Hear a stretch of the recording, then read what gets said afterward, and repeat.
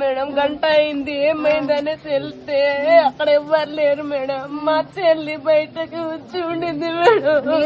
బయటకు వచ్చిందా? సరేలే, సరే సరే. అబ్బాయిలు ఎవరైనా ఉన్నారా? లేరు మేడం. ఎంత పిలిచాను మేడం. నీళ్ళు తాగుతావా? కొంచెం వాటర్ తాగు. పంపించారంటారు మాకు. నీకంతా తెలుసు, నువ్వు పెద్దదానివి.